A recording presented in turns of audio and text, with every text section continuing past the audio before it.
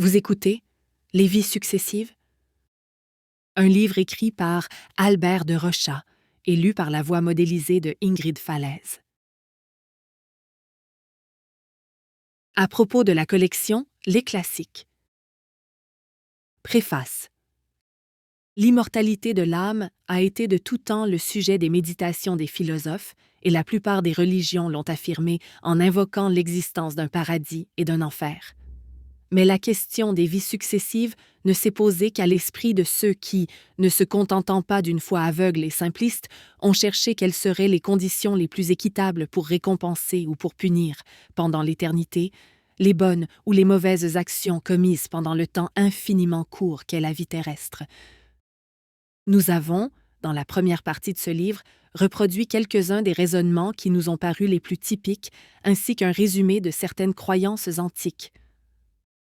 Aux raisonnements précédents sont venus s'ajouter, de nos jours, des expériences et des observations qui, sans résoudre définitivement le problème, apportent cependant des éléments d'information d'une grande importance. Nous les avons exposés dans la deuxième et la troisième partie. La deuxième est consacrée à la description détaillée d'expériences en apparence très probantes, mais qui ne sont en réalité que des matériaux à l'état brut. Ce sera, à l'avenir, de discerner la part de vérité qu'elles contiennent. Cette opération sera sans doute facilitée par l'étude des phénomènes analogues, mais moins caractéristiques qui font l'objet de la troisième partie.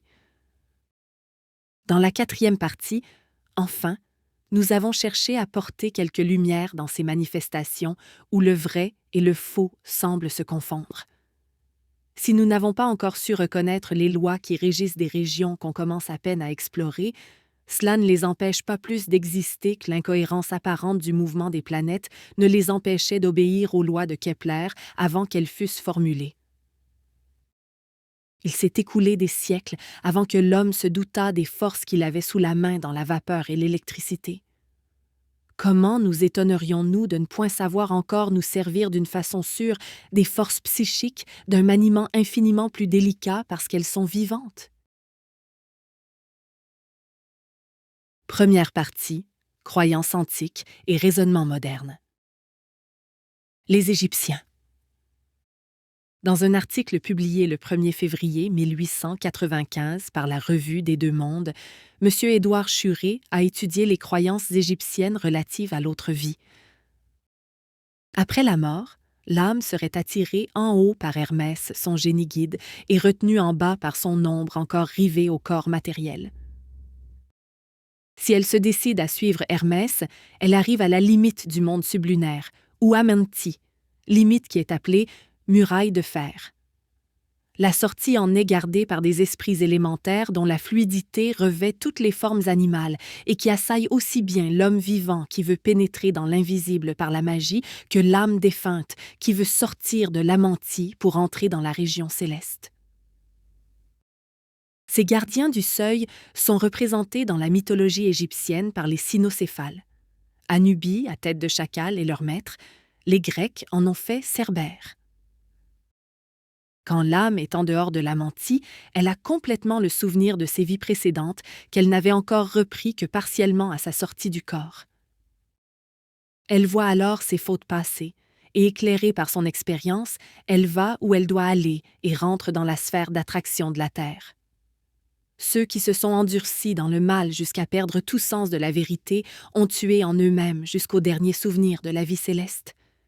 Ils ont coupé le lien avec l'Esprit divin, ils ont prononcé leur propre anéantissement, c'est-à-dire la dispersion de leur conscience dans les éléments.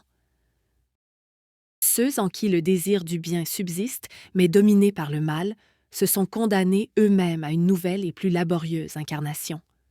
Ceux, au contraire, en qui l'amour de la vérité et la volonté du bien l'ont emporté sur les instincts d'en bas, sont prêts pour le voyage céleste, malgré leurs erreurs et leurs fautes passagères. Alors l'Esprit divin recueille en lui tout ce qu'il y a de pur et d'immortel dans les souvenirs terrestres de l'âme, tandis que tout le faux, l'impur et le périssable se dissolvent dans l'Amenti avec l'ombre vaine. Ainsi l'âme, à travers une série d'épreuves et d'incarnations, se détruit ou s'immortalise facultativement. Les Chaldéens. La civilisation chaldéenne est peut-être plus ancienne que la civilisation égyptienne. Les mages admettaient que l'âme évoluait par une ascension continue vers la perfection. D'abord inconsciente, elle traversait successivement tous les règnes de la nature avant d'arriver dans le monde de l'humanité où elle apparaît avec des facultés intellectuelles qu'elle a acquises peu à peu au cours de ses existences passées. Elle est destinée à se développer encore et à expérimenter des milliers de degrés d'intelligence plus élevés. Pendant la période humaine, les âmes incarnées sont guidées par des féroués qui sont les âmes des défunts remarquables par leurs vertus. Quand elle est incarnée, chaque âme se crée une enveloppe plus ou moins subtile, plus ou moins brillante, suivant ses actions et qu'on appelle kerdar, c'est le karma des hindous. Dans chaque existence, elle oublie ses existences antérieures, mais elle conserve son kerdar avec les facultés qu'il a acquises. Quand elle est arrivée, à la suite d'une série d'incarnations, à un degré de pureté suffisant, elle ne se réincarne plus, et son kerdar devenu féroué se souvient de toutes ses existences précédentes. Les hindous. Dans la Bhagavad Gita, ou le chant du bienheureux, qu'on suppose composé vers le Xe siècle avant J, c. Le prince Arjuna, sur le point de livrer bataille, reconnaît dans l'armée ennemie des parents qu'il aime et comme il est écrasé de douleur à la pensée que, dans la lutte, il pourrait causer leur mort, Krishna le console en lui dévoilant la doctrine des transmigrations.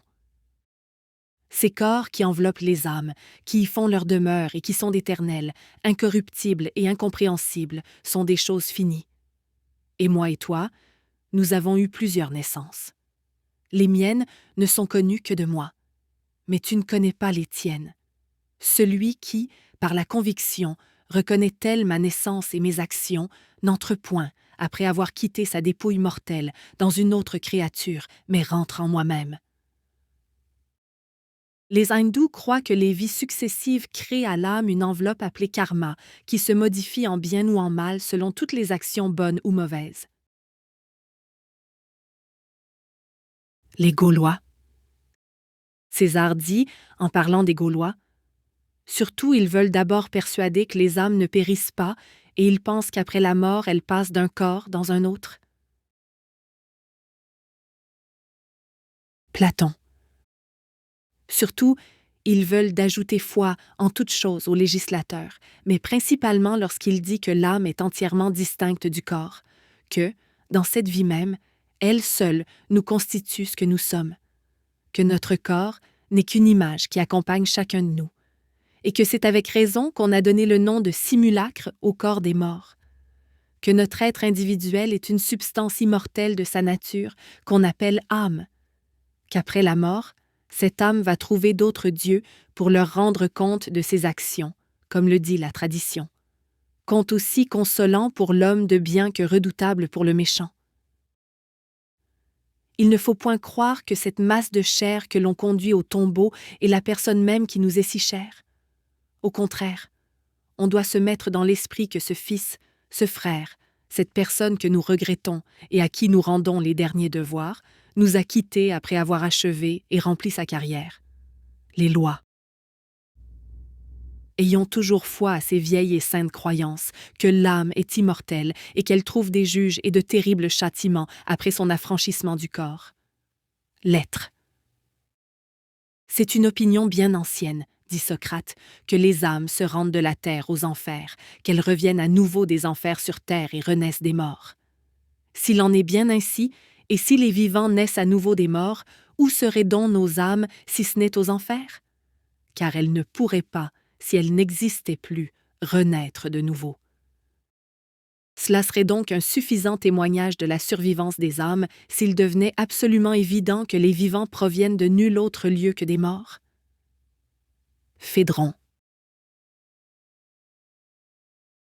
Apollonius de Tyane. Personne ne meurt, si ce n'est en apparence, de même que personne ne naît, si ce n'est en apparence. En effet, le passage de l'essence à la substance, voilà ce qu'on appelle naître, et ce qu'on appelle mourir, c'est au contraire le passage de la substance à l'essence. Rien ne naît, Rien ne meurt en réalité, mais tout paraît d'abord pour devenir ensuite invisible.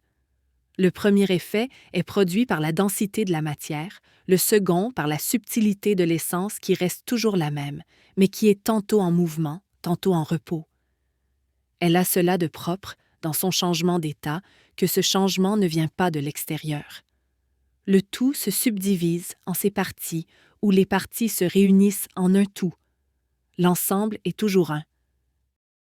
Quelqu'un dira peut-être: qu'est-ce qu'une chose qui est tantôt visible, tantôt invisible, qui se compose des mêmes éléments ou d'éléments différents?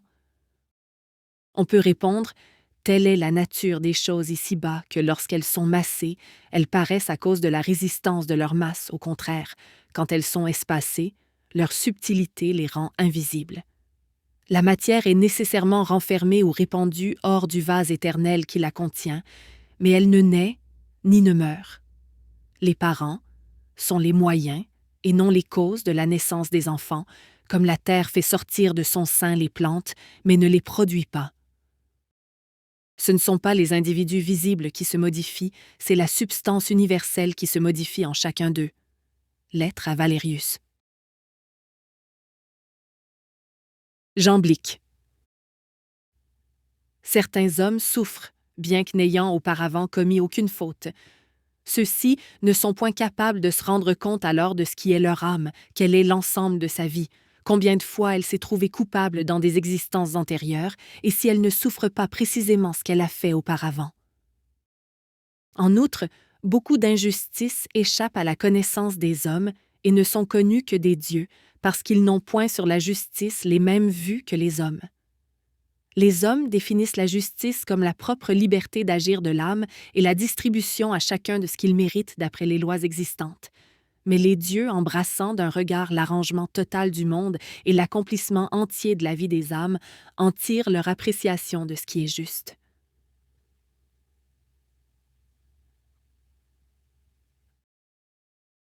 Cicéron. Parole prêtée au vieux Caton.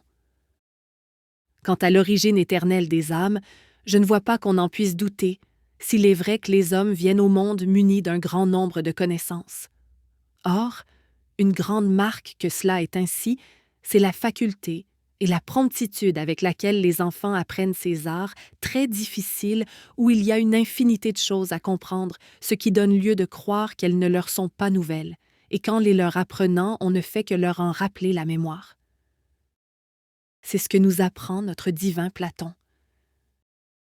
Jamais on ne nous persuadera, mon cher Scipion, que ni votre père Paul-Émile, ni vos deux aïeux Paul et Scipion l'Africain, ni le père de celui-ci, ni son oncle, ni tant d'autres grands hommes dont il n'est pas besoin de faire le dénombrement, auraient entrepris tant de grandes choses dont la postérité conserverait le mémoire, s'ils n'eussent vu clairement que l'avenir même le plus éloigné ne les regardait pas moins que le présent. Et, pour me vanter aussi à mon tour selon la coutume des vieillards, croyez-vous que j'eusse travaillé nuit et jour, comme je l'ai fait, et à la guerre, et dans l'intérieur de la République, si la gloire de mes travaux eût dû finir avec ma vie? N'aurais-je pas, sans comparaison, mieux fait de la passer dans le repos, sans m'embarrasser d'aucune sorte d'affaire? Mais mon âme, s'élevant en quelque sorte au-dessus du temps que j'ai à vivre, a toujours porté ses yeux jusqu'à la postérité, et j'ai toujours compté que ce serait après la fin de cette vie mortelle que je serais le plus vivant. C'est ainsi que tous les grands hommes comptent, et, si l'âme n'était immortelle, ils ne feraient pas tant d'efforts pour arriver à l'immortalité.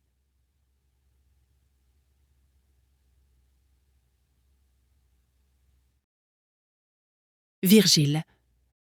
Discours d'Anchise à son fils aîné, qui le rencontre aux Champs-Élysées et lui demande quelles sont ces âmes qu'il voit errer autour d'eux.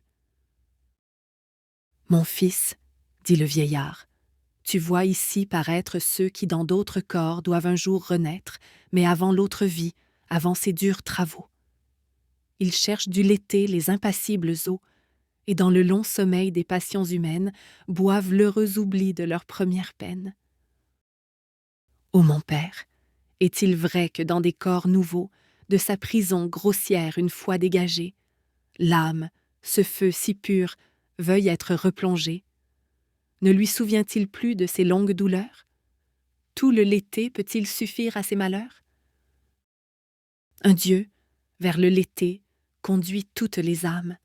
Elles boivent son onde, et l'oubli de leurs mots les engage à rentrer dans des liens nouveaux.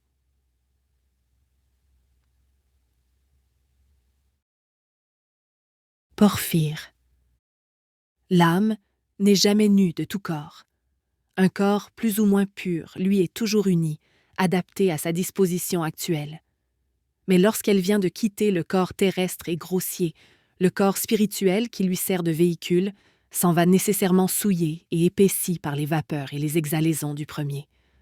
L'âme, se purifiant progressivement, ce corps devient à la longue une pure splendeur que nul brouillard n'obscurcit et qui ne jette aucune ombre.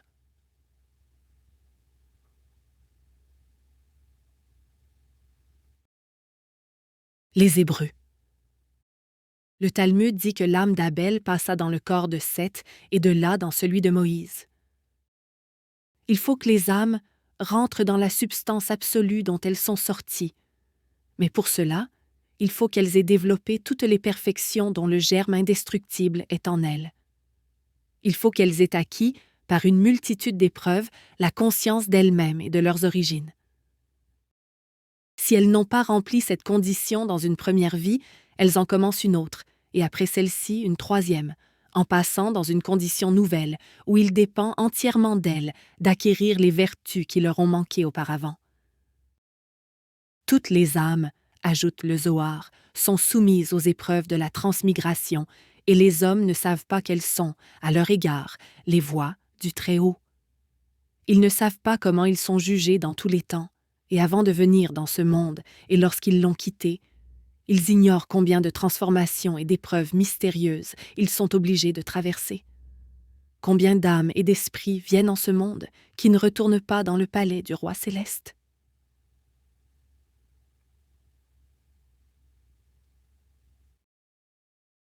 Évangile.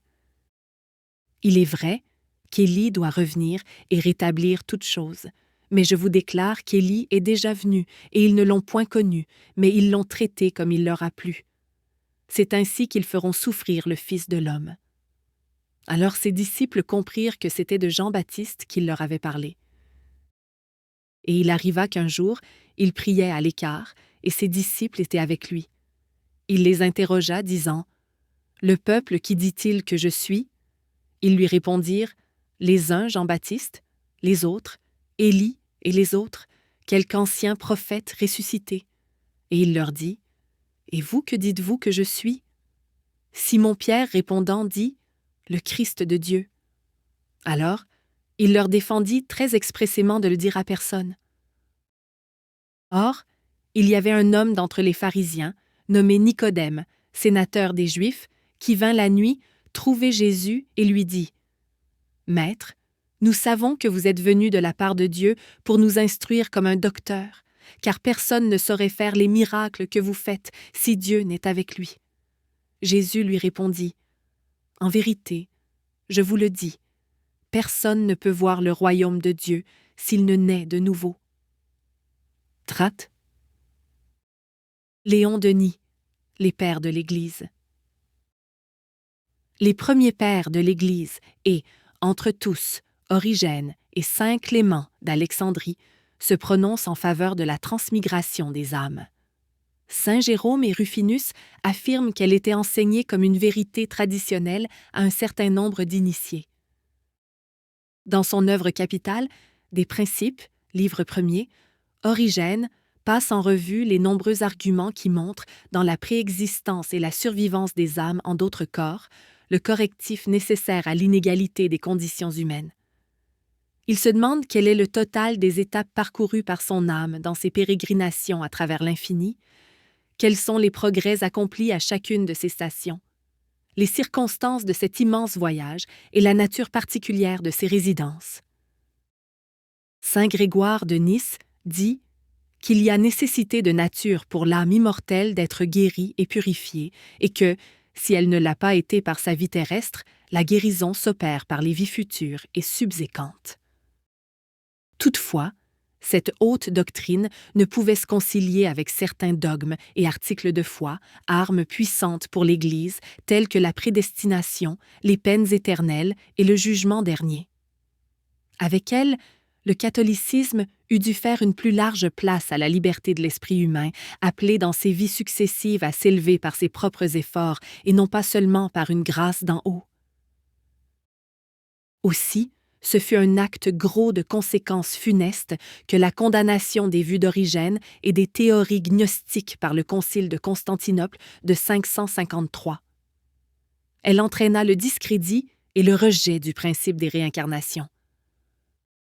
On vit s'édifier alors à la place d'une conception simple et claire de la destinée, compréhensible aux plus humbles intelligences, conciliant la justice divine avec l'inégalité des conditions et des souffrances humaines, tout un ensemble de dogmes qui firent l'obscurité sur le problème de la vie, révoltèrent la raison et finalement éloignèrent l'homme de Dieu.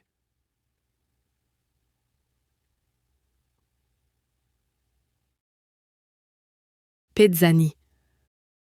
D'après les anciennes cosmogonies qui enseignaient que les astres étaient faits pour la terre et qu'en dehors il n'y avait plus qu'un Dieu et des anges, purs esprits, on pouvait conclure qu'après l'épreuve terrestre, tout était fini pour le mérite et la liberté.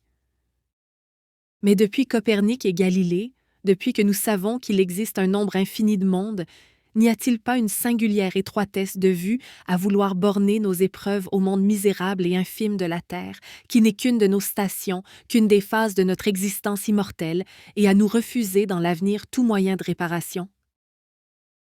Lavater. Les organes se simplifient, acquièrent de l'harmonie entre eux et sont plus appropriés à la nature, au caractère, aux besoins et aux forces de l'âme, selon qu'elle se concentre, s'enrichit et s'épure ici-bas, en poursuivant un seul but et agissant dans un sens déterminé. L'âme perfectionne elle-même, en existant sur la terre, les qualités du corps spirituel, du véhicule dans lequel elle continuera d'exister après la mort de son corps matériel et qui lui servira d'organe pour concevoir, sentir et agir dans sa nouvelle existence.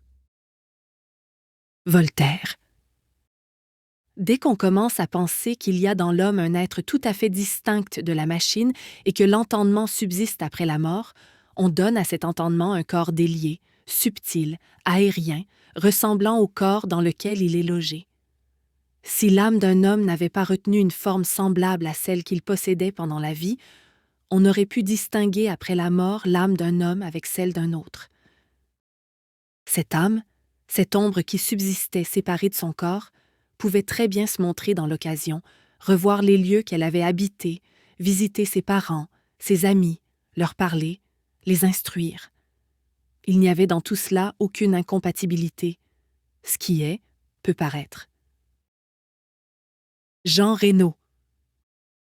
Aussi, quand on songe aux magnifiques clartés que la connaissance de nos existences antérieures répandrait à la fois sur l'ordre actuel de la Terre et sur nos espérances touchant l'ordre du ciel, quel frappant symptôme notre défaut de mémoire ne nous donne-t-il pas de l'imperfection de notre constitution psychologique d'aujourd'hui? Nous ne voyons pas d'où nous sommes partis, de même que nous ne voyons pas où nous sommes conduits. Seulement nous savons que nous venons d'en bas et que nous allons en haut, et il n'en faut pas davantage pour nous intéresser à nous-mêmes et nous apprendre quelle substance nous sommes. Mais qui oserait assurer que notre être ne renferme pas dans ses profondeurs de quoi illuminer un jour tous les espaces successivement traversés par nous depuis notre première heure? Ne savons-nous point, par l'expérience même de cette vie, que des souvenirs qui nous semblaient absolument éteints se ravivent parfois et nous rendent tout à coup un passé que nous avions cru enfoui à jamais dans les abîmes de l'oubli?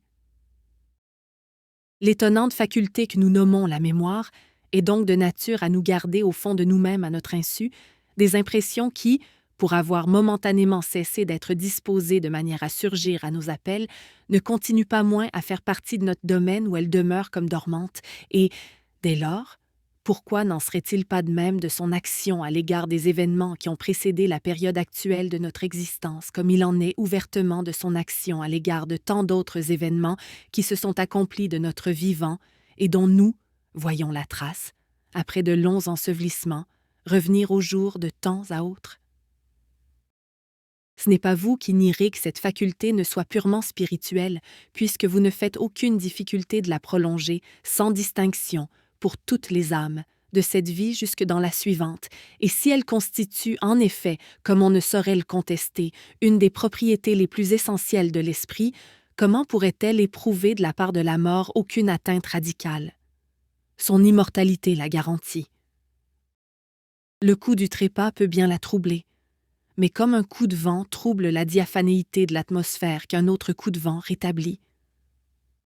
D'ailleurs, si notre progrès dans la béatitude ne consiste pas simplement dans une admission à des mondes meilleurs, mais avant tout dans le développement des hautes facultés qui sont inhérentes à nos personnes, comment la puissance de notre mémoire ne serait-elle pas destinée à s'accroître en même temps que toutes les autres puissances dont nous ne jouissons non plus, actuellement, que suivant le mode imparfait qui convient à la Terre?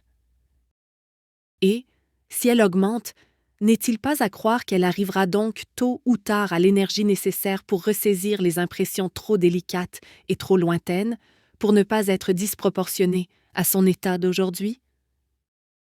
C'est ce dont je ne doute pas, et ce qui achève de donner à mes yeux toute solidité à une telle espérance, c'est de penser que nous ne saurions atteindre notre couronnement sans que les souvenirs mis en réserve dans les fonds de notre mémoire ne nous soient en effet rendus, car ce ne serait nous posséder qu'imparfaitement que de ne point posséder complètement notre histoire.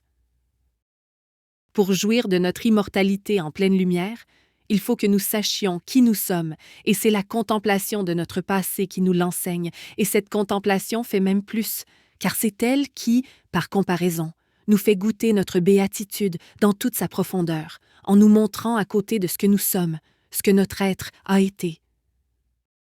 Si l'on examinait tous les hommes qui ont passé sur la terre depuis que l'ère des religions savantes y a commencé, on verrait que la grande majorité a vécu dans la conscience plus ou moins arrêtée d'une existence prolongée par des voies invisibles en deçà comme au-delà des limites de cette vie. Il y a là, en effet, une sorte de symétrie si logique qu'elle a dû séduire les imaginations à première vue. Le passé y fait équilibre à l'avenir, et le présent n'est que le pivot entre ce qui n'est plus et ce qui n'est pas encore. Takira. Ro. L'âme est le principe vital. À quel moment l'âme a-t-elle été créée? 3 hypothèses seules sont possibles. 1. L'âme est créée en même temps que l'être. 2. Elle est créée de toute éternité. 3. À une époque intermédiaire entre les deux précédentes. Il est difficile d'admettre que l'âme soit créée en même temps que l'être humain auquel elle est destinée, car alors il serait impossible d'expliquer la différence de conditions morales qui existe entre les hommes. D'où viendraient, en effet, les qualités qui différencient l'âme d'un homme de celle d'un autre homme et qui créent toute la distance entre un homme vertueux et un scélérat capable de tous les crimes? Différence de conformation crânienne, répond l'anthropologie criminaliste. Mais ma raison s'insurge contre une doctrine qui tend à ravaler l'être humain au niveau de l'animal en l'assujettissant à obéir simplement aux impulsions de l'instinct. Quoi que l'on puisse dire, je sens fermement en moi une conscience qui est libre de choisir et une volonté qui me permet de me déterminer entre le bien et le mal. Le mal n'est pas fatal, et la preuve est que la criminalité augmente à mesure que la crainte salutaire de la répression diminue. Puisque toutes les âmes sortent de la main de Dieu dans un état d'égalité initiale, si l'âme était créée au même moment que l'être, il faudrait donc que tous les hommes fussent égaux en valeur morale, ou du moins au moment de leur naissance. Or, il n'en est point ainsi à l'âge où la créature n'a pas encore pu contracter avec le bien ni avec le mal, ni recevoir aucune influence du monde extérieur. Elle accuse les qualités et les tares qui déjà sont en elle. Certains enfants sont vicieux, d'autres ont des sentiments de droiture et d'honnêteté, et le milieu dans lequel ils sont nés et élevés ne suffit pas toujours à expliquer ces variations. De là, dès le début de la vie, une inégalité de niveau moral qui ne fait que s'accroître davantage à mesure que l'être grandit et qui reste inexpliquée dans cette première hypothèse. Enfin, dire que l'âme est créée à l'instant même où elle doit être infusée au corps, n'est-ce pas admettre implicitement que Dieu puisse se faire le complice des trahisons, des incestes, des viols, des adultères auxquels de malheureux d'êtres doivent la vie? Il laisse commettre le crime, cela est certain, et la corruption de nos mœurs ne le rend que trop fréquent, mais comment ne pas rejeter avec indignation la supposition que, par une création qui serait un acte direct de la volonté souveraine, il intervienne, à ce moment même, pour sanctionner l'œuvre du vice et de la débauche. La deuxième hypothèse n'est pas plus admissible. Si l'âme a été créée de toute éternité, d'où vient l'état d'infériorité, de dégradation même, dans lequel nous voyons tant de nos semblables?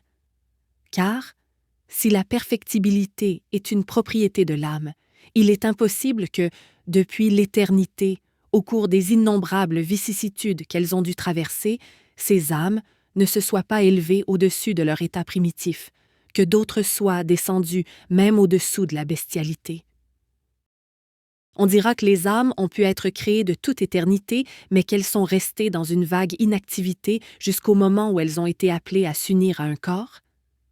Mais l'âme est une substance intelligente, et le propre de l'intelligence étant une indéfectible activité, on ne peut s'expliquer que des multitudes d'âmes soient restées inactives, errantes dans l'espace, depuis qu'elles ont reçu avec le souffle divin les facultés qu'elles doivent mettre en exercice. Reste la troisième hypothèse. C'est la seule plausible, la seule capable de justifier, par l'inégalité de l'âge des âmes, l'inégalité du développement moral qui existe entre les hommes. Dieu crée les âmes, au temps marqué par sa sagesse souveraine, et par un acte spécial à sa volonté, il leur confère en même temps l'immortalité. Des trois hypothèses que je viens d'examiner, la troisième paraît la plus probable. L'âme, en effet, en raison des hautes destinées qui lui sont assignées, est la créature divine par excellence, celle qui a le plus haut prix devant Dieu. Dès lors, nous ne pouvons nous refuser à admettre qu'il en fasse l'objet d'une sollicitude spéciale, qu'il se soit réservé sa création comme l'œuvre particulière de sa prédilection. Il ne nous est pas donné de connaître que notre passage sur cette terre n'est qu'un chapitre d'une histoire dont nous ignorons les événements antérieurs, et qui se perpétuera dans des conditions qui nous sont également cachées, mais qu'il dépend de nous de rendre toujours meilleures. Ainsi se trouve posé le principe de la préexistence. La préexistence et la survie sont les deux termes dont se compose notre immortalité. Placées, l'une en avant, l'autre à la suite de notre très courte existence terrestre, elles sont exactement le prolongement l'une de l'autre, et toutes les hypothèses qu'on peut faire logiquement sur les événements de la survie trouvent logiquement leur place dans la préexistence. Victor Hugo. Voici comment Arsène Houssaye relate la réponse que Victor Hugo fit à des athées en 1866. « Je sens en moi, nous a-t-il dit, toute une vie nouvelle, toute une vie future. Je suis comme la forêt qu'on a plusieurs fois abattue. Les jeunes pousses sont de plus en plus fortes et vivaces. Je monte vers l'infini. Tout est rayonnant sur mon front. La terre me donne sa sève généreuse, mais le ciel m'illumine des reflets des mondes entrevus. Vous dites que l'âme n'est que l'expression des forces corporelles. Alors pourquoi mon âme est-elle plus lumineuse quand les forces corporelles vont bientôt m'abandonner? L'hiver est sur ma tête, mais le printemps éternel est dans mon âme. Je respire à cette heure les lilas, les violettes et les roses comme à 20 ans. Plus j'approche du but, et plus j'écoute autour de moi les immortelles symphonies des mondes qui m'appellent. C'est merveilleux, et c'est simple. Il y a tout un demi-siècle que j'écris ma pensée en prose et en vers. Histoire, philosophie, drame, roman, légende, satire, ode, chanson, etc. J'ai tout tenté, mais je sens que je n'ai pas dit la millième partie de ce qui est en moi. Quand je me coucherai dans la tombe, je ne dirai pas comme tant d'autres « j'ai fini ma journée ». Non, car ma journée recommencera le lendemain matin. La tombe n'est pas une impasse, c'est une avenue. Elle se ferme sur le crépuscule, elle se rouvre sur l'aurore.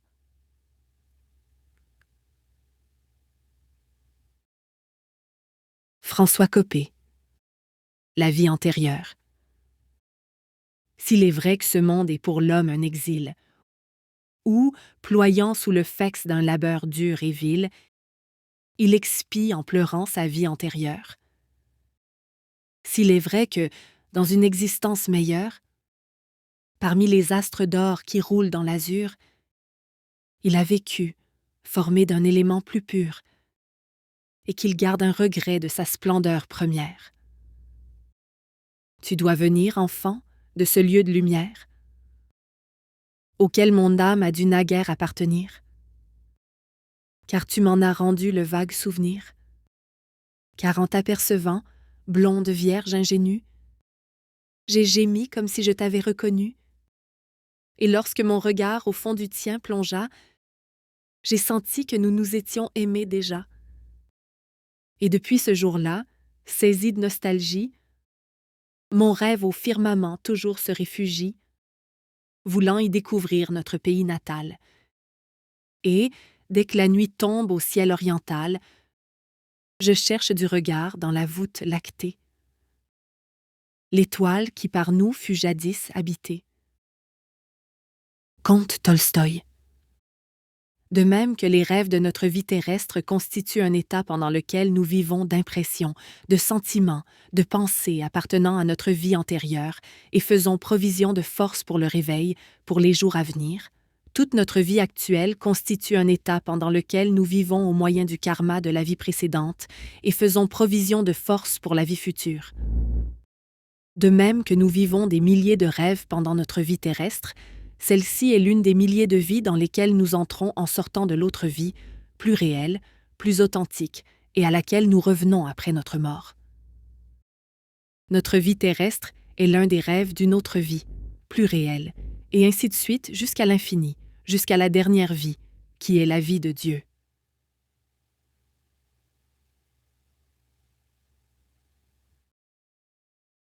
Sœur Oliver Lodge. L'idée que nous avons existé dans le passé et que nous devons exister dans l'avenir est aussi vieille que Platon. Il n'y a rien de neuf en elle. Un poète a dit que nous sommes plus grands que nous ne pensons. Cela signifie que la totalité de notre être n'est jamais incarnée tout entière.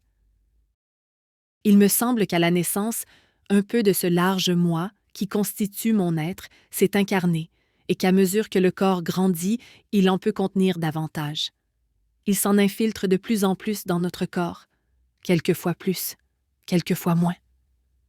Quand il s'en infiltre beaucoup et y prospère, nous disons « Voilà un grand homme », quand il ne s'en infiltre que peu, très peu, nous disons « Il n'est pas complet ». Aucun de nous n'est complet.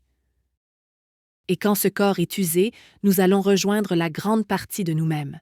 Puis, une autre partie de nous-mêmes sera réincarnée, et ainsi de suite. Les diverses parties du grand moi s'uniront successivement à la matière pour un temps donné, afin de recevoir une éducation qui, semble-t-il, ne peut être acquise autrement. C'est une sorte d'éducation particulière qui se fait dans chaque planète en utilisant les particules matérielles que nous tirons de cette planète par la nourriture et autrement. Ce n'est pas de la science que je fais en ce moment. Ce sont des hypothèses, mais elles sont basées sur des faits. Les phénomènes de mémoire anormale, de personnalités multiples, d'états de transe, etc., qui ne sont point encore soigneusement étudiés et qui cependant doivent l'être si nous voulons éclaircir ce grand problème de la vie après la mort.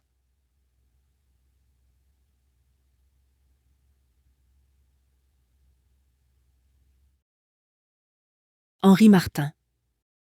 L'extase et le somnambulisme.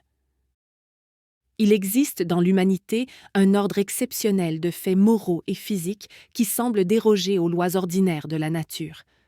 C'est l'état d'extase et de somnambulisme, soit spontané, soit artificiel, avec tous ces étonnants phénomènes de déplacement des sens, d'insensibilité totale ou partielle du corps, d'exaltation de l'âme, de perception en dehors de toutes les conditions de la vie habituelle. Cette classe de faits a été jugée à des points de vue très opposés. Les physiologistes, voyant les rapports accoutumés des organes troublés ou déplacés, qualifient de maladie l'état extatique ou somnambulique, admettent la réalité de ceux de ces phénomènes qu'ils peuvent ramener à la pathologie et nient tout le reste, c'est-à-dire tout ce qui paraît en dehors des lois constatées de la physique. La maladie même devient folie à leurs yeux, lorsqu'au déplacement de l'action des organes se joignent des hallucinations des sens, des visions d'objets qui n'existent que pour le visionnaire. Un physiologiste éminent a fort crûment établi que Socrate était fou parce qu'il croyait converser avec son démon. Les mystiques répondent non seulement en affirmant pour réels les phénomènes extraordinaires des perceptions magnétiques, question sur laquelle ils trouvent d'innombrables auxiliaires et d'innombrables témoins en dehors du mysticisme, mais en soutenant que les visions des extatiques ont des objets réels, vus, il est vrai, non des yeux du corps, mais des yeux de l'esprit. L'extase est pour eux le pont jeté du monde visible au monde invisible, le moyen de communication de l'homme avec les êtres supérieurs, le souvenir et la promesse d'une existence meilleure d'où nous sommes déchus et que nous devons reconquérir. Quelle partie doivent prendre dans ce débat l'histoire et la philosophie? L'histoire ne saurait prétendre déterminer avec précision les limites ni la portée des phénomènes, ni des facultés extatiques et somnambuliques, mais elle constate qu'ils sont de tous les lieux, que les hommes y ont toujours cru, qu'ils ont exercé une action considérable sur les destinées du genre humain, qu'ils se sont manifestés non pas seulement chez les contemplatifs, mais chez les génies les plus puissants et les plus actifs, chez la plupart des grands initiateurs, que, si déraisonnable que soient beaucoup d'extatiques, il n'y a rien de commun entre les divagations de la folie et les visions de quelques-uns. Que ces visions peuvent se ramener à de certaines lois. Que les extatiques de tous les pays et de tous les siècles ont ce qu'on peut nommer une langue commune, la langue des symboles, dont la langue de la poésie n'est qu'un dérivé, langue qui exprime à peu près constamment les mêmes idées et les mêmes sentiments par les mêmes images. Il est plus téméraire peut-être d'essayer de conclure au nom de la philosophie.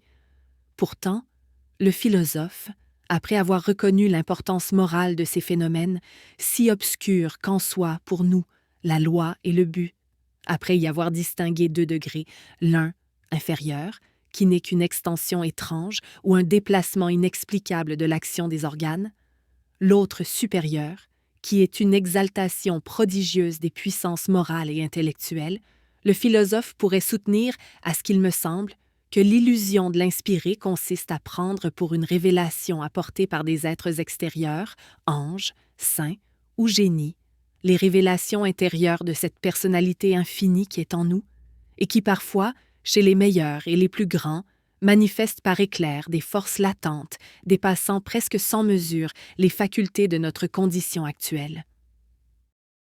En un mot, dans la langue de l'école, ce sont là pour nous des faits de subjectivité. Dans la langue des anciennes philosophies mystiques et des religions les plus élevées, ce sont les révélations du féroué masdéen, du bon démon, celui de Socrate, de l'ange gardien, de cet autre moi qui n'est que le moi éternel, en pleine possession de lui-même, planant sur le moi enveloppé dans les ombres de cette vie. Nier l'action d'êtres extérieurs sur l'inspiré, ne voir dans leur manifestation prétendue que la forme donnée aux intuitions de l'extatique par les croyances de son temps et de son pays, chercher la solution du problème dans les profondeurs de la personne humaine, ce n'est en aucune manière révoquer en doute l'intervention divine dans ces grands phénomènes et dans ces grandes existences.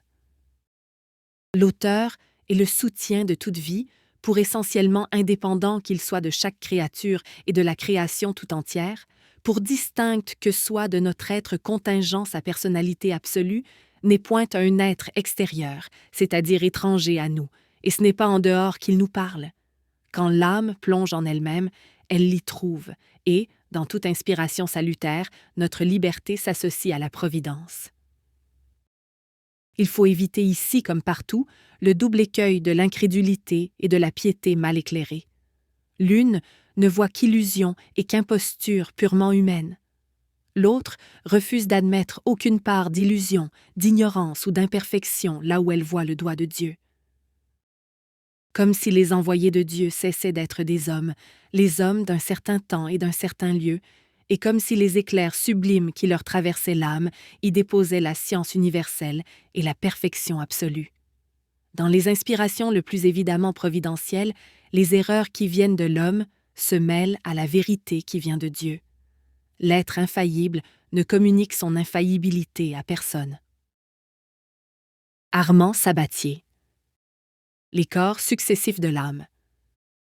Chez les insectes, à métamorphose, dans le passage d'une forme à l'autre, le corps primitif disparaît et un nouveau corps est produit, plus parfait, plus complet, d'une organisation plus perfectionnée et plus adaptée à l'existence nouvelle et supérieure.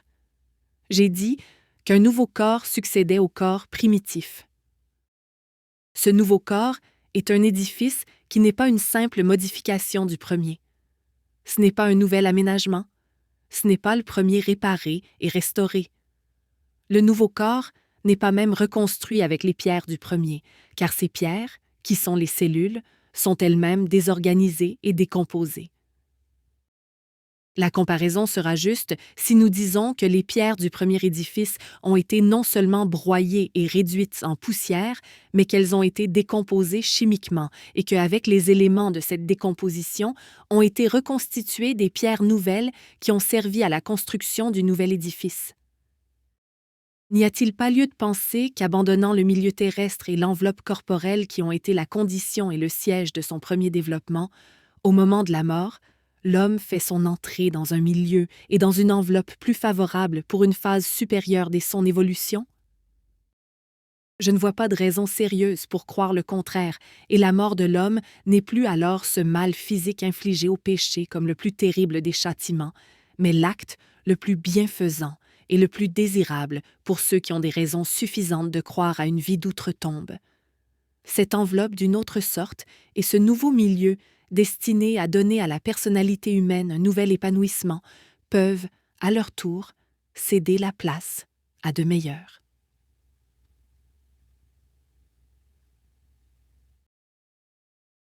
Deuxième partie, expérience magnétique. Chapitre 1. Le sommeil magnétique et le corps fluidique.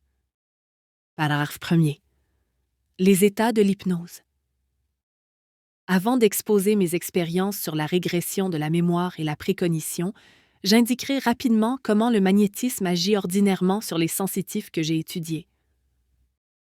Sous l'influence de passes longitudinales, exercées de haut en bas et combinées avec l'imposition de la main droite sur la tête du sujet, assis en face de moi, il se produit une série d'états ayant l'apparence de la veille, mais présentant chacun des caractères spécifiques qui ont servi à les dénommer et se succédant toujours dans le même ordre.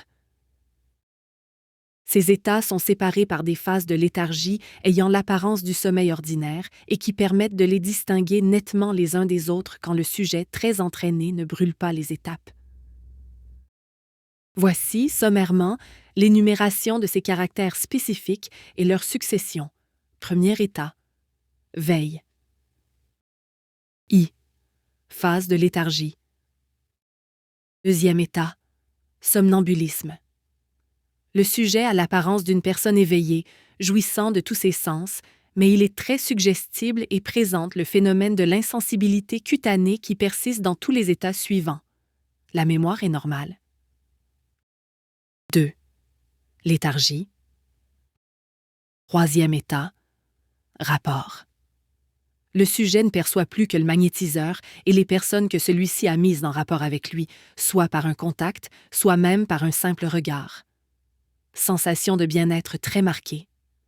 Diminution de la mémoire normale et de la suggestibilité. La sensibilité commence à s'extérioriser suivant une couche parallèle au corps et située à environ 35 mm de la peau. Le sujet voit les effluves extérieurs des corps organisés et des cristaux. 3. Léthargie. Quatrième état. Sympathie au contact. La sensibilité continue à s'extérioriser et on peut constater une seconde couche sensible à 6 ou 7 cm de la première et de sensibilité moindre. Le sujet ressent les sensations du magnétiseur quand celui-ci se met en contact avec lui. La sensibilité cutanée a disparu ainsi que la mémoire des faits. Elles ne reparaissent pas dans les états suivants, mais la mémoire du langage subsiste dans ces états puisque le sujet peut converser avec le magnétiseur. 4. Léthargie. Cinquième état. Sympathie à distance. Le sujet perçoit toutes les sensations du magnétiseur, même sans contact, pourvu que la distance ne soit pas trop grande. Il ne voit plus les effluves extérieurs des corps, mais il voit les organes intérieurs des êtres vivants. Il n'est plus suggestible et a complètement perdu la mémoire de sa vie. Il ne connaît plus que 2 personnes, le magnétiseur et lui-même, mais il ne sait plus leur nom. À partir de cet état, en général, un peu plus tôt ou un peu plus tard, suivant les sujets, la sensibilité, qui jusque-là s'extériorisait en couches concentriques à la périphérie du corps, se condense pour former d'abord, à environ 1 mètre à sa droite, une colonne nébuleuse bleue à peu près de sa taille, puis, à sa gauche, une autre colonne analogue rouge. Enfin, les 2 colonnes se réunissent pour former une colonne unique dont la forme se précise de plus en plus pour constituer le fantôme du sujet.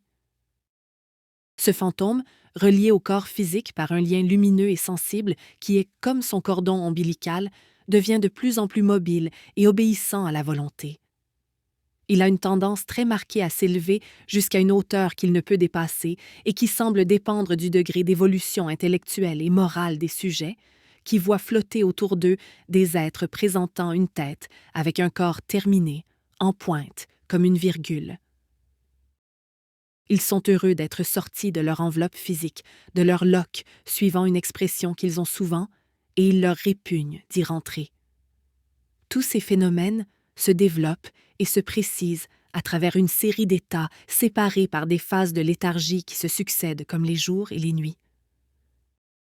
Des passes transversales ramènent le sujet à l'état de veille en le faisant passer, en ordre inverse, par tous les états et toutes les léthargies par lesquelles il est passé en s'endormant. J'ai publié en 1895, dans des Annales des sciences psychiques, un article intitulé « Fantômes des vivants » dans lequel j'ai exposé en détail mes premières expériences sur cet ordre de phénomènes, où j'ai pu pousser les sujets jusqu'à un 13e état grâce à l'électricité. M. D'Urville les a reprises et complétées en exposant ses propres expériences dans un livre publié en 1909 sous ce même titre, « Les fantômes des vivants ». Paragraphe 2. Le corps fluidique peut se modeler sous l'influence de la volonté comme la terre glaise sous la main du statuaire. C'est là un fait de tradition chez les occultistes, et j'avais entendu raconter que, dans une séance qui s'était tenue il y a une 40aine d'années chez un médium de Paris, célèbre par ses matérialisations, on avait évoqué Molière, et qu'on avait vu apparaître, entre les rideaux du cabinet, d'abord un fantôme ressemblant au médium, puis que ce fantôme avait pris peu à peu l'apparence et le vêtement du personnage évoqué. Ayant lu que dans beaucoup de manifestations psychiques, on voyait apparaître des globes lumineux, je me demandais si ce n'étaient pas des corps fluidiques et je fis avec Madame Lambert l'expérience suivante. J'extériorisai son corps fluidique, puis je lui ordonnai de le replier en boule. Malgré sa résistance, je déterminai le phénomène. Elle se vit sous cette forme que je constatais moi-même par des pincements dans l'espace. Je la remis ensuite par suggestion dans sa forme primitive et je la priai de revenir le surlendemain pour une séance. Le surlendemain, ne la voyant pas, je me rendis chez elle et je la trouvai couchée, le corps en arc. Elle me dit qu'elle ne pouvait s'étirer et que cela la gênait beaucoup.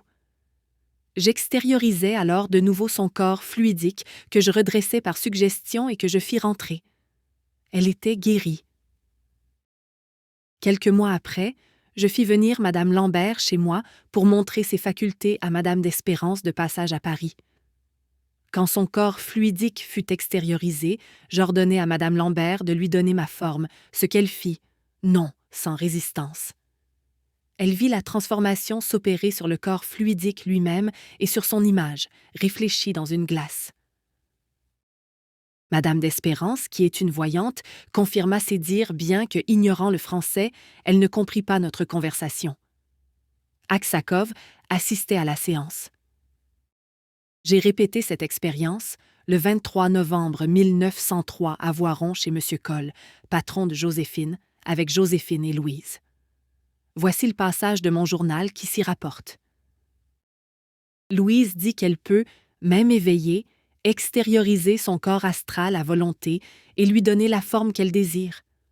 On lui dit, à l'insu de Joséphine, de faire prendre ma forme à son corps astral, puis On ramène dans la chambre Joséphine, mise en état de voir les fluides. Joséphine voit d'abord le corps astral de Louise normal, puis elle lui voit avec étonnement pousser des moustaches et la barbiche. Enfin, elle dit en riant « Mais c'est le colonel !» Quelques instants après, on dit à Louise, toujours à l'insu de Joséphine, de donner à son corps astral la forme du fils de la maison qu'elle connaît et qui est tailleur à Java depuis 2 ans. Joséphine, qui ne l'a jamais vu, voit à l'endroit où Louise dit avoir projeté son double, la figure d'un homme avec moustache. Elle dit avoir vu cette figure quelque part, mais elle ne sait pas où. Je la réveille après lui avoir donné la suggestion de se souvenir de la figure qu'elle a vue et on fait passer devant ses yeux une vingtaine de photographies qu'elle ne reconnaît pas. Quand elle aperçoit celle du fils Cole, elle dit « Voilà quelqu'un qui ressemble à ce que j'ai vu, mais ce que j'ai vu était assez vague. » Il faut remarquer que Louise n'avait modelé son corps astral que d'après des souvenirs assez lointains. Dans une séance tenue à l'École de médecine de Grenoble, le 28 mars 1904, en présence du docteur Bordier, directeur de l'école, avec Louise et Eugénie comme médium, je cherchais à reproduire cette expérience. Le docteur Bordier indique à Louise seule le personnage à représenter. C'était le docteur Lépine, non présent à la séance et que Louise connaissait. Louise s'extériorisa et quand elle eut dit qu'elle avait donné à son corps la forme voulue, j'interrogeai Eugénie endormie. Elle me répondit qu'elle voyait un monsieur. Elle chercha à le reconnaître, puis dit « C'est le monsieur qui m'a photographié. » Or, 2 jours auparavant, cela avait eu lieu. On pourrait trouver dans ce phénomène l'explication de certaines apparitions qui se produisent devant des jeunes filles au moment de la puberté. On a constaté en effet qu'à ce moment-là, il arrivait souvent que leur corps astral s'extériorisait spontanément. Elles l'aperçoivent alors sous une forme vaguement humaine et lumineuse. Imbue d'idées religieuses, elles s'imaginent voir la Sainte Vierge ou telle autre sainte dont l'image les a frappées dans leur église, et elles donnent, par la pensée, cette forme à leur corps astral qui arrive même à pouvoir être perçu par d'autres sensitifs. Paragraphe 3. Le corps astral est normalement la reproduction exacte du corps physique. Dans une séance qui eut lieu le 1er avril 1904 à l'École de médecine de Grenoble, avec Eugénie en présence du docteur Bordier, j'extériorisais le corps fluidique du sensitif. Quand le fantôme bleu fut formé à sa gauche, elle le voyait, mais nous n'éprouvions aucune sensation en le touchant. Eugénie ressentait au contraire les contacts, non seulement sur sa peau, mais dans l'intérieur de son corps quand nos mains pénétraient dans son double. Le docteur Bordier, ayant porté successivement et avec précaution son index sur différents points de l'intérieur de ce double, demanda à Eugénie en quel point elle se sentait touchée. Eugénie, qui avait les yeux fermés, désigna exactement et sans hésitation les organes que le docteur Bordier avait l'intention de toucher en se basant sur leurs positions respectives. On trouvera dans le chapitre 1er de la 3e partie un certain nombre de documents montrant que l'existence du corps astral a été admise de tout temps par les philosophes et les initiés. Chapitre 2. Régression de la mémoire et prévision. Mes expériences ont porté sur 19 sujets qui sont K. Nerero 1. Lorraine, 1893. Nerero 2. Joséphine, 1904. Nerero 3. Eugénie, 1904. Nerero 4. Madame Lambert, 1904. Nerero 5. Louise, 1904 à 1908, 1910. Nerero 6. Maillot, 1904 à 1905, 1906. Nerero 7. Madame Roger, 1905. Nerero 8. Madame J, 905. Numéro 9, Surel, 1905. Numéro 10, Victoria, 1905. Numéro 11, Juliette, 1905. Numéro 12, Marguerite, 1906. Numéro 13, Henriette, 1906. Numéro 14, Monsieur Giudato, 1907.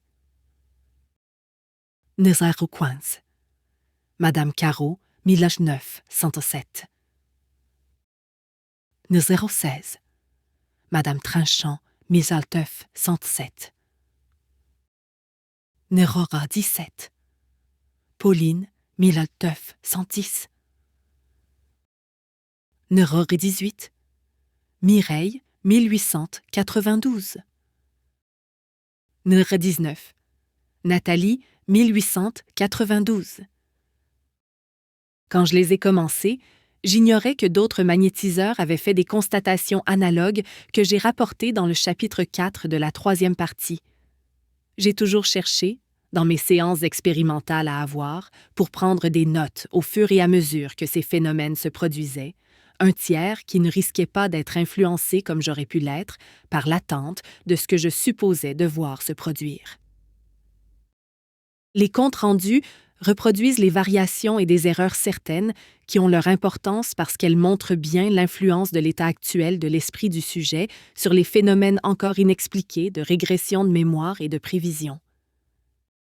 Les détails nombreux et précis relatifs au degré de sommeil et aux phénomènes physiques qui les caractérisent ne m'ont point paru inutiles parce qu'ils viennent à l'appui de classifications que les médecins hypnotiseurs n'admettent point, sans doute parce qu'ils n'ont pas eu l'occasion de les observer. Case numéro 1, Lorraine, 1893. Mes premières expériences relatives à la régression de la mémoire datent de 1893. C'est tout à fait par hasard que je fus amenée à constater ce phénomène chez un jeune homme de 20 ans préparant sa licence et lettres, sujet des plus précieux, parce que non seulement il était sensible à l'agent magnétique, mais aussi et surtout parce que, doué d'une vive curiosité scientifique et d'un grand esprit d'analyse, il tenait beaucoup à se rendre compte par lui-même des phénomènes physiques et psychiques produits par cet agent. J'entrepris donc avec lui des expériences suivies, mais graduées avec précaution, de manière à ne point fatiguer son système nerveux ni nuire à ses autres études, en ayant soin, à chaque séance, d'abord d'appeler son attention sur ce qu'il éprouvait avant et pendant le sommeil magnétique, puis de lui donner la suggestion de se rappeler au réveil ses impressions. Je conseillais en outre à mon jeune ami Lorraine de rédiger lui-même, après chaque séance, les impressions qui pourraient être plus tard, pour lui comme pour moi, une source d'information d'autant plus précieuse que c'est la première fois qu'on a étudié de cette manière les phénomènes de l'hypnose.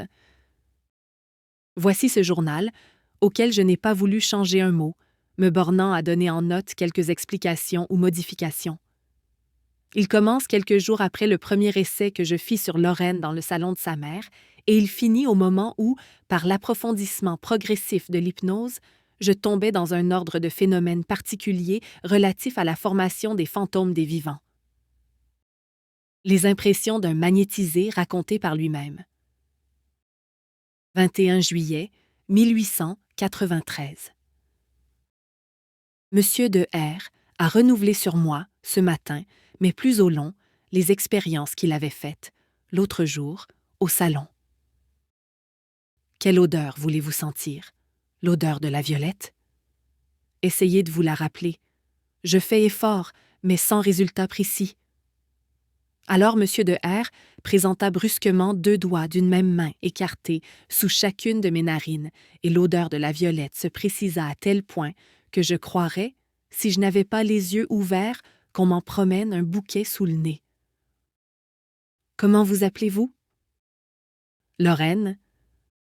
Monsieur de R, pressant fortement du pouce le milieu de mon front à la naissance du nez, me pose la même question. J'hésite, je cherche.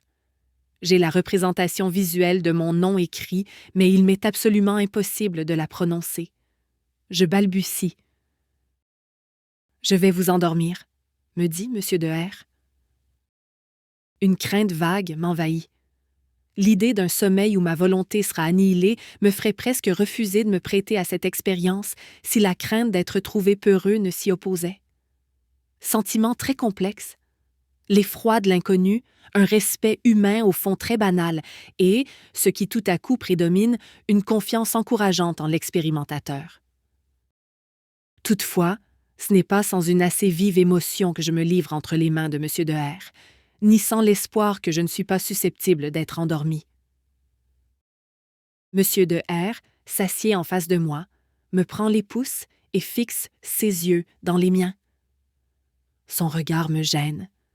Je me raidis d'abord, puis, éprouvant une sensation douloureuse, comme un tiraillement des muscles de la paupière, j'essaie de détourner les yeux. Je ne peux pas. Alors je me laisse aller. Je sens que M. de R me ferme les yeux avec ses doigts, et je ne perçois plus rien. Tout à coup, j'entends M. de R réordonner d'ouvrir les yeux. Je le fais facilement, et il me semble que je me trouve à l'état normal. Je suis très étonnée quand M. de R me dit « Vous êtes endormi ?» Et en effet, je ne puis, s'il me le défend, lever ni le bras, ni la jambe, ni faire un mouvement quelconque.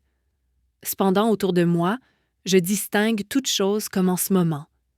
Je me souviens même d'avoir entendu frapper à la porte et M. de R a répondu « Tout à l'heure ». Rien ne m'échappe et tout est précis. « Je vais vous réveiller pour ne pas trop vous fatiguer la première fois », me dit M. de R. « Vous vous êtes bien rendu compte de tout ce que vous éprouviez? Vous vous en souviendrez quand vous serez réveillé. Ah, donnez-moi votre mouchoir. » Je le donne. « Bien. Vous remarquez que vous me donnez votre mouchoir. Vous ne vous rappellerez plus de cet acte quand vous serez réveillé, mais vous vous rappellerez tous les autres. » M. de R me souffle sur les yeux. Je sens que je me raidis.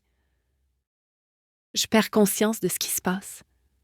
Puis, je rouvre les yeux, un peu étourdi, comme au réveil du matin. Je puis me lever et marcher à ma guise. « Vous avez gardé le souvenir de ce que nous avons fait et dit pendant votre sommeil ?» me demande M. de R. Quelques secondes d'effort, suivies d'une réponse affirmative. « Vous ai-je dit de me donner votre mouchoir? »« Oui. »« Me l'avez-vous donné? »« Non. »« Donnez-le-moi. » Je fouille dans mes poches. Je ne le trouve pas. Et comme je vais objecter que c'est probablement parce que je n'avais pas mon mouchoir que je ne l'ai pas remis. « Vous me l'avez donné ?» me dit M. de R.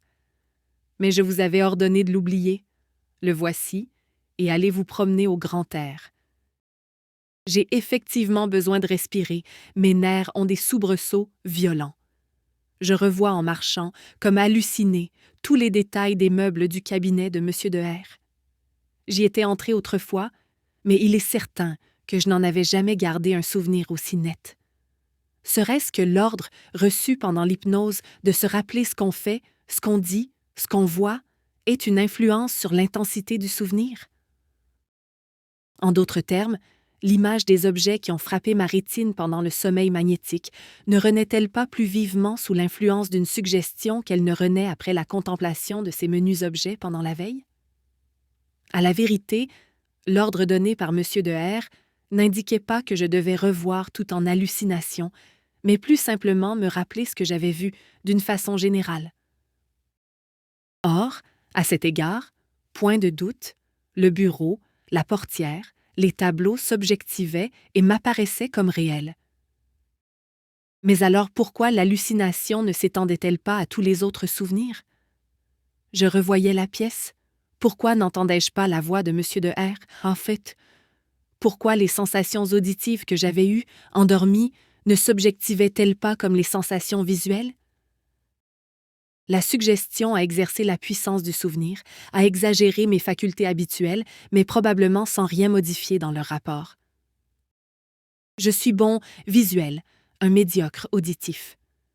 La suggestion a développé également mes facultés auditives et visuelles, si je puis m'exprimer ainsi, de sorte que sous son influencé, je suis resté bon visuel, médiocre auditif. Le même développement suffisait à mener jusqu'à l'hallucination la faculté visuelle déjà grande, n'y arrivait pas avec la faculté auditive plus faible. Entre les deux, le rapport reste constant. C'est une hypothèse qu'il faudra vérifier dans les expériences suivantes. Au bout de 2 heures, le souvenir s'est affaibli. 23 juillet 1893. Je suis éveillé. Monsieur de R fait des passes le long de mon bras et de ma main gauche. Je sens peu à peu mon bras se raidir. Je vois Monsieur de R me pincer la peau de la main si fortement que la trace de ses ongles y reste. Cependant, je n'éprouve aucune douleur. Alors, Monsieur de R éloigne sa main de la mienne, progressivement, en pressant à plusieurs reprises l'ongle de son pouce contre l'ongle de son index comme pour pincer. À une certaine distance, je sens soudain sur le revers de ma main un pinçon assez fort. La main de Monsieur de R continue à s'éloigner. Il lui faut parcourir une nouvelle distance plus grande que la première pour que je sente un second pinçon, d'ailleurs notablement plus faible que le premier. Monsieur de R s'éloigne davantage encore. À une distance plus éloignée de la première que la première ne l'était de ma main, le pinçon dans le vide se répercute de nouveau sur ma main, mais en sensation atténuée. Puis, beaucoup plus loin, je n'éprouve plus qu'un vague frôlement et au-delà, absolument rien. Bien des fois répétée, cette expérience me permet de conclure que des couches sensibles se forment autour des parties magnétisées de mon corps et que la première couche n'est distante de la peau que d'une distance moitié moindre environ que la distance qui sépare les autres couches. Que j'éprouve la sensation susdite quand la main de M. de R agit sur des couches A, B, C, etc.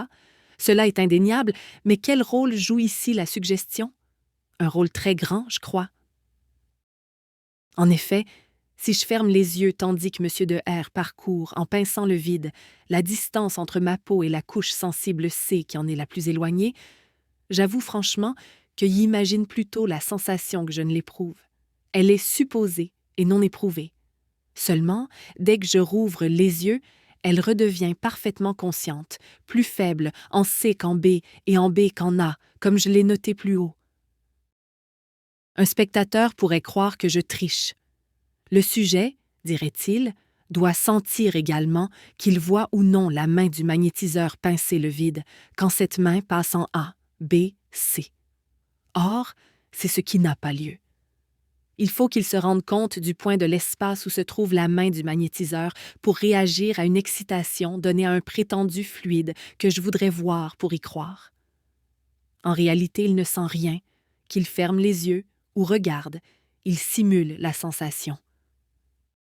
Le spectateur, à mon sens, a raison quand il prétend que je devrais sentir également les yeux fermés comme les yeux ouverts.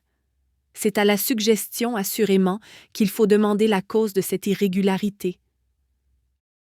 Mais pour ce qui est de sentir réellement, le spectateur a tort quand il le nie. Je suis entièrement sincère et qu'il faille rechercher la cause de ces phénomènes dans la pure suggestion ou vraiment dans le fluide extériorisé ou plus vraisemblablement dans les deux à la fois, la sensation est bien réellement éprouvée. Je réagis sans feintise. Monsieur de R m'endort. Je m'abandonne au sommeil avec confiance, sans l'apeurement du premier jour. Les mêmes expériences renouvelées ont donné le même résultat.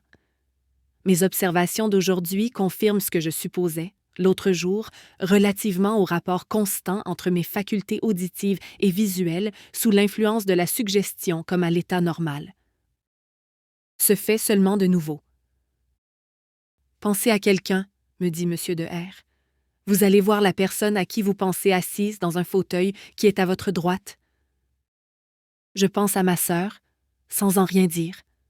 Je me retourne et pousse un « Oh » de surprise en voyant en effet ma sœur à l'endroit indiqué.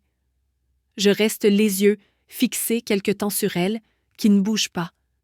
Mais je détourne ensuite les yeux une seconde et je les reporte alors vainement vers le fauteuil où elle m'est apparue. La vision s'est évanouie et il faut un nouvel ordre de M. de R pour qu'elle m'apparaisse.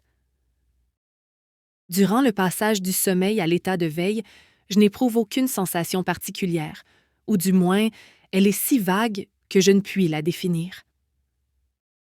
25 juillet 1893.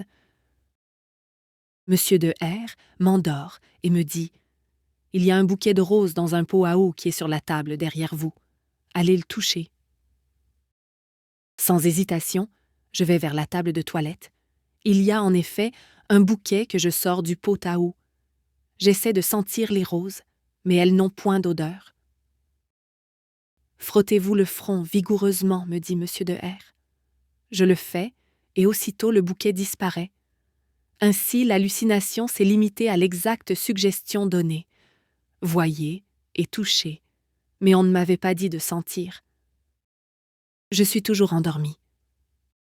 Monsieur de R commence par renouveler les expériences d'avant-hier sur l'extériorisation du fluide sensible. Je touche un objet, je ne le sens pas. La sensation du contact existe seulement si l'on place l'objet à distance et selon les lois d'éloignement remarquées avant-hier sur ma main, alors que mon bras seul était magnétisé. Mais ce n'est pas seulement la sensation du contact que je puis maintenant éprouver d'après les mêmes lois. Monsieur de R prend un flacon bouché et me le promène sous le nez, tout contre les narines. Je ne sens absolument rien. Il éloigne alors le flacon. Lorsque celui-ci se trouve à une certaine distance, sur une première couche sensible A, je reconnais l'odeur du thym. Quand le flacon s'éloigne entre la première couche sensible A et une seconde couche sensible B, je ne sens rien. Je sens de nouveau en B, puis plus rien, de B en C. Puis, de nouveau, mais plus faiblement en C. Plus loin, je ne puis plus rien distinguer. Les distances entre A et B et entre B et C sont à peu près égales entre elles et au double de la distance entre ma peau et la première couche sensible A. Je vois M. de R prendre une petite figurine de cire rouge à modeler. Il la tient un moment immobile le long de la couche A. Je sens très bien l'objet. Il la retire ensuite au-delà de la couche C et pique la figurine avec une épingle. Je ne sens rien. Ah, on ne peut pas vous envoûter, dit M. de R. Au fait, c'est que probablement votre fluide ne se dissout pas dans la cire, mais nous réussirons peut-être avec de l'eau. Longuement, M. de R maintient un verre d'eau sur la couche A. J'ai toujours la sensation du contact d'un objet, mais si je ne regardais pas, il me serait impossible de spécifier la nature et la forme de cet objet. Puis, M. de R éloigne le verre, plonge le doigt dans l'eau et l'agite. Toujours rien. Voyons avec le fer. Contre la couche, à M. de R laisse un trousseau de clés sur sa main ouverte.